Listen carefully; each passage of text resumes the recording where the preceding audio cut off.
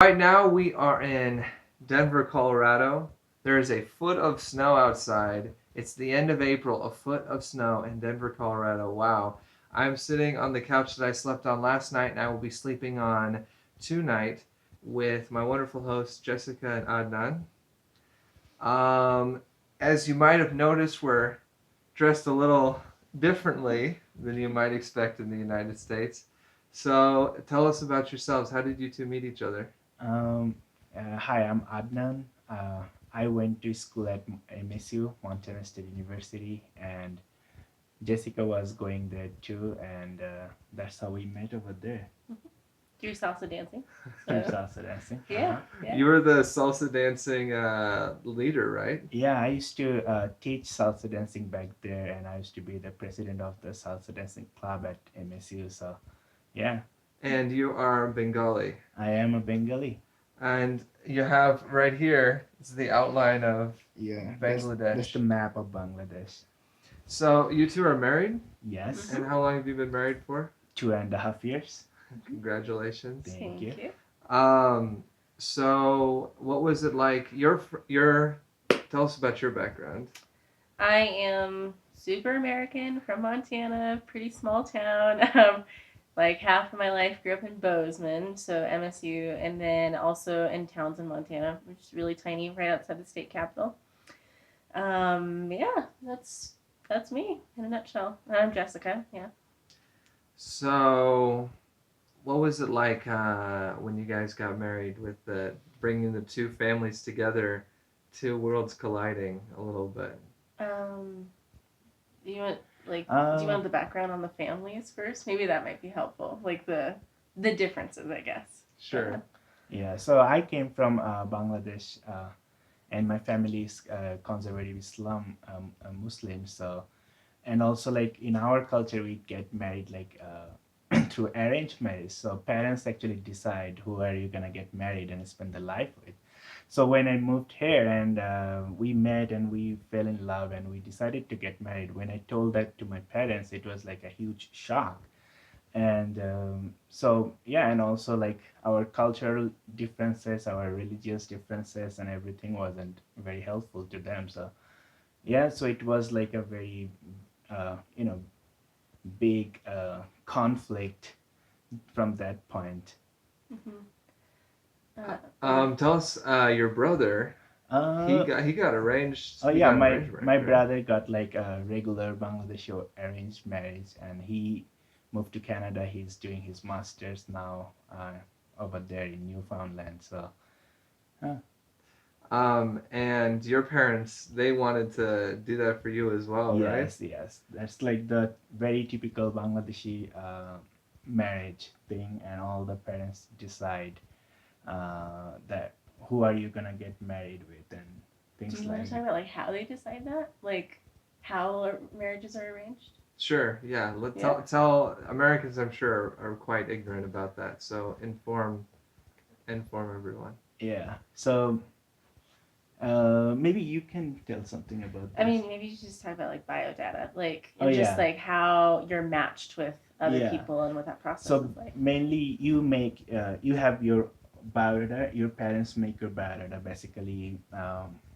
About your education, about what about your background, about your family background, about all of your family members, and and then you there's like these people. They're like kind of like matchmaking people, and then that you give your biodata to them, and they have all the people's biodata, and then they match them that it matches with the family status, education status, same wealthness level and stuff like that. And then they're like, hey, these are the people I think is a good match for your son. And then the parents go through them and make like a short list, and then you go and meet them, and then at first the family meet them, and when the family decides that okay, this might be a good option, then you meet them. And after that, if you think it might be a good match with you, then you decide to get married. So you were getting random phone calls uh, from like Bengali girls in yeah. Georgia, Yeah, that right? was like later on. That was like yeah, when my parents found out, they wanted to basically have like an American Bangladeshi to get married to me. So yeah, I used to get some phone calls from the parents of the Oh, from the parents, yeah, not from the no, people from the themselves. parents, no. The aunties. The From the aunties. aunties, I see. And you just be Yeah. like, how'd you get this number? Yeah, I'm like, hey, I don't know you.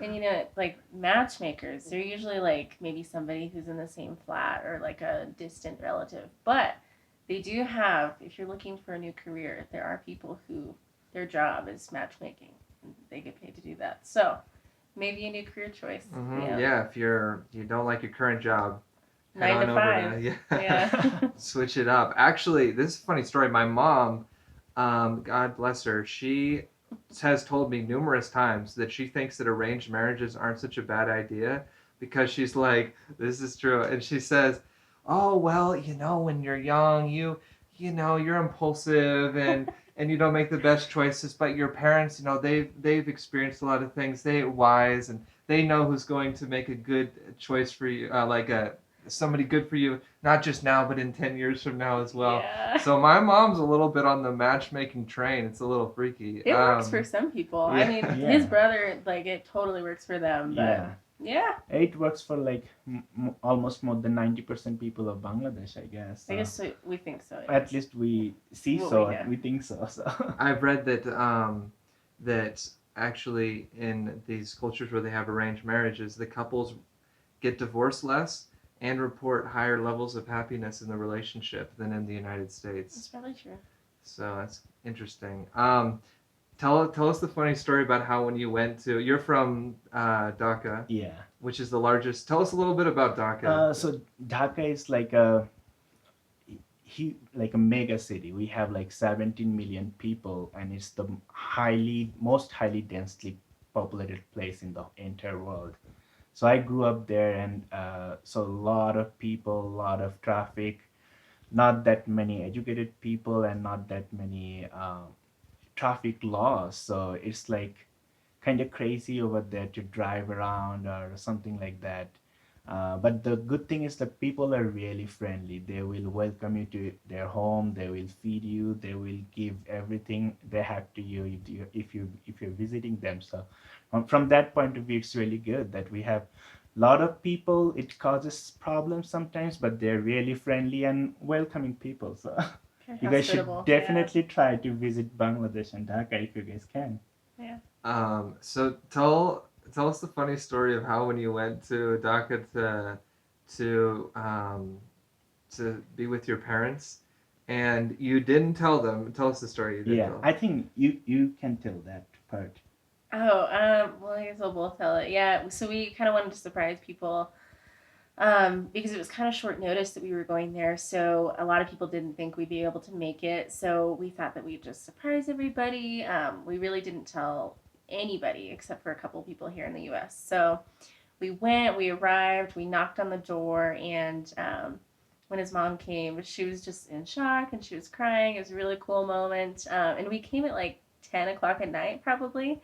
And it's so funny because, I mean, he can tell you, but like in their culture, it's very like everybody knows everything about everybody, even though it's a huge city, right? So, like, if you live in the same flat as somebody, you're going to know everything about their lives, or if you go to the same mosque or whatever. So, by the next morning, at probably 7 o'clock in the morning, there were all these, like, there was this huge string of visitors. Like, ladies would come in and they'd want to meet us, or they'd want to, like, talk to us, ask us questions. And I mean, already within a matter of like 5 hours, we already had visitors. So it was pretty cool.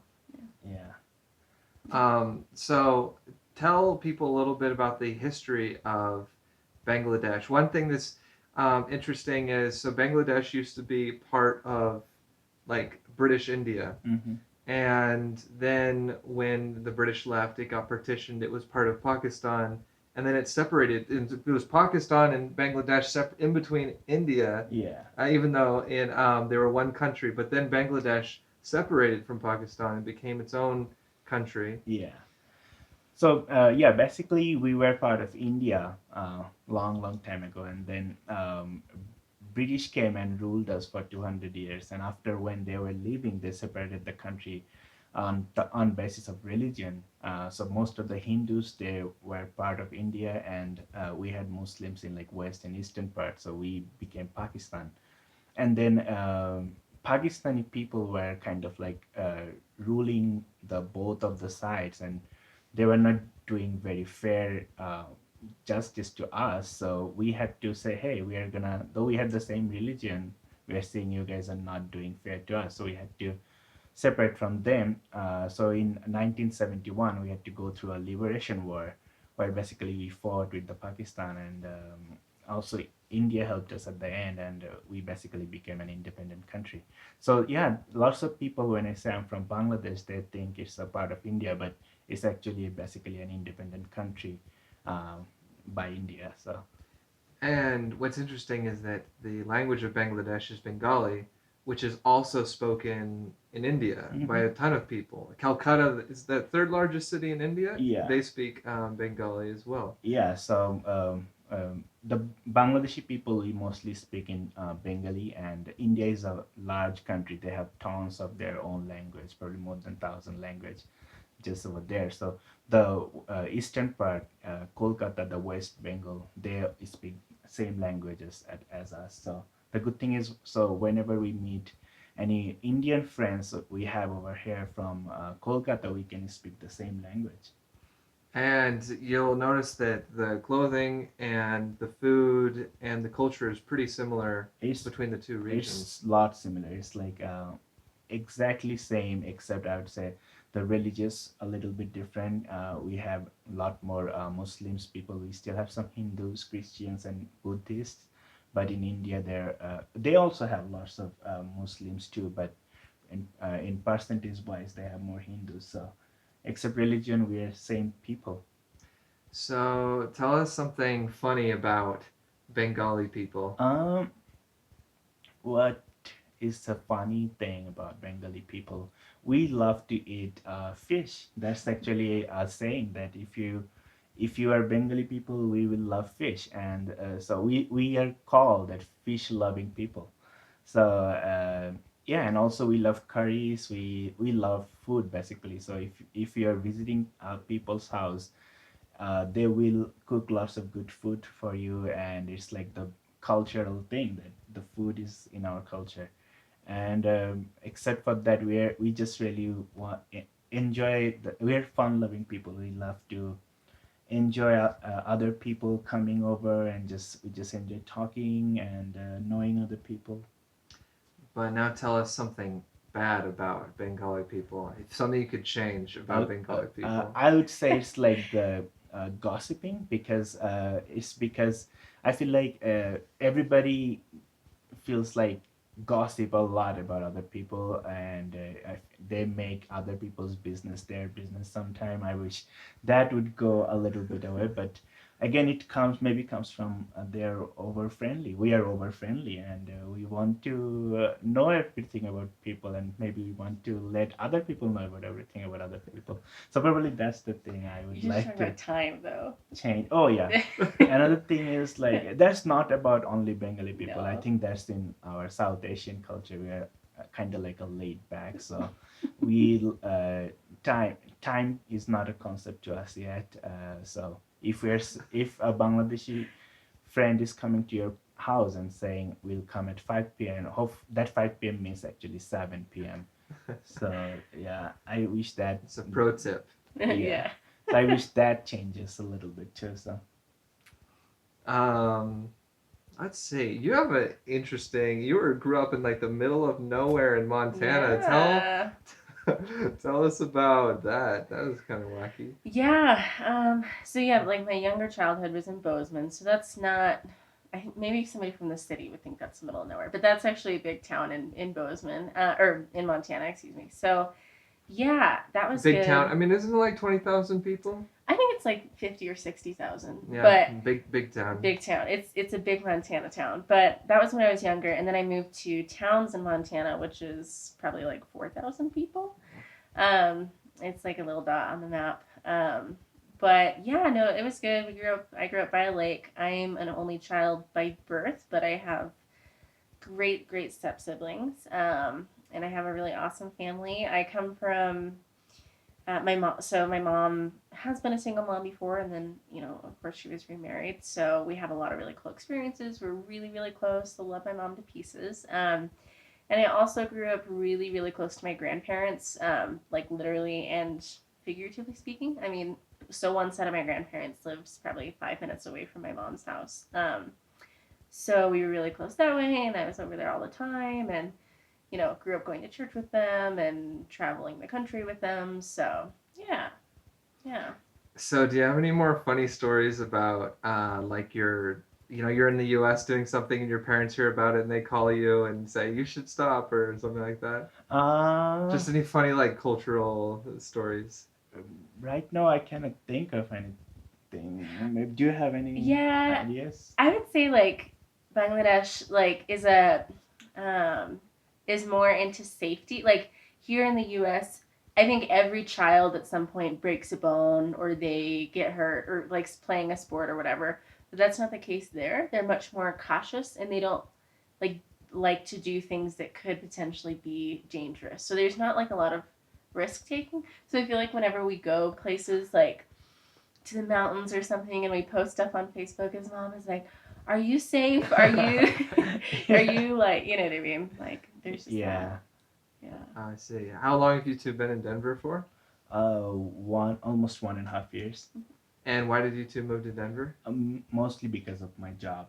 Uh, yeah, I the job I was working in Montana that went bankrupt, and so they had to lay off all of us. So I was searching for a job everywhere, and then I found one in Denver. So we moved to Denver. And you two majored in the same thing, right? No. No, Oh, no. yeah, Yeah. I'm an electrical engineer, Uh-huh. and I was like majored in social work and communications and Yeah. public affairs. Ah, Yeah, I so see. not at all. Yeah. I see. But electrical engineer, that's a pretty cliche yeah, like I would say degree. yeah, it's I think it's because the culture is like that they want um, education is a huge part. They want, like, parents want to push their kids to be like either engineer or doctor so that you have a good future. Those are And the two choices. mostly Or architect. or Oh, like or architect.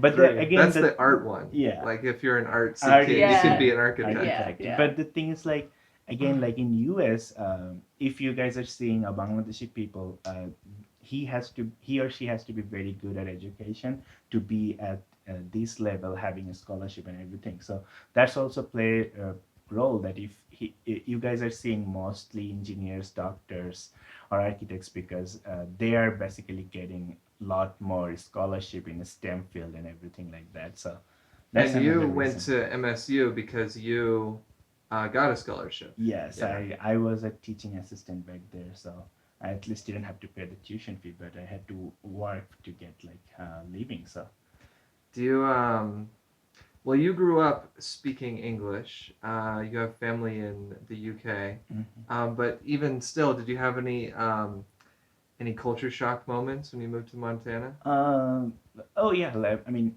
yeah, I learned English and in basically in my school life back in Bangladesh, but you know how we were ruled by British government, so lots of our words are British words. So when I moved to US, I had to learn the US words, like you know how in here in US we say, "Hey, we're putting gas in our car," Uh-huh. so we are actually putting petrol or gasoline. But in Bangladesh, our car literally run by natural gas. So we put natural gas in our car so that it's less polluted to the environment, just because there are so many people. So Uh-huh. those were kind of like different words. Like I had to learn that, hey, here we're putting gas in our car, but that's actually not actual gas, it's gasoline. And or like something, very simple things, like if you're ordering a chicken fried steak, it's actually not all chicken, it's beef. So those are some things like I had to learn. The Americans words are different. What about like alcohol And as like a kind of like culture shock? alcohol was a different, yeah, because in Bangladesh we don't have alcohol. So when I moved here, alcohol is like you can buy it and everything. But in Bangladesh, I haven't seen that because it's I think it's illegal there, And yeah, I have a story like my friend who is a cop. He arrested this guy because he found like a can of beer, and it was kind of like interesting. Like as I see from being in, as I'm now living in US, and I see from this point of view, I feel like it's really interesting that this guy got arrested because of having a can of beer. So Didn't you told me about this story, and the cops were very proud of themselves, Oh, and so they yeah. took Yeah. pictures with the guy, and they're all like smiling, like, "Oh, look how excellent at law yes, so the enforcement we picture are." is like this, like they have this table and they have the beer of can of beer over Just a there. single can of Yeah. beer on And an then entire these table. cops are really proud and holding They're this like, guy yeah. like, hey, we got this criminal. And where did you see the picture? On Facebook. They So, posted it on Facebook. That's so Yeah. good. Oh well. Tell us about Bangladeshi stereotypes about Americans. None of these are funny. yeah, that might be like different from like people to people, but mostly the stereotypes what I have seen from the Bangladeshis are like, especially when I was marrying an American, they're like, "What, you're marrying an American?" Because they see the Americans through the movies, TV shows, and they think most of the Americans are either drunk, having sex all the time, and this and that. And so when they actually met her, and they're like, "Hey, she's like a Bangladeshi. She's totally like Bangladeshi." They're like, "Why aren't you drunk all the Right. time?" Yeah. Maybe I was. Maybe I was just hiding it the whole time. Yeah. I Yeah. see. Well, I think that's good. Yeah. All right. Well, Thanks for visiting us. yeah.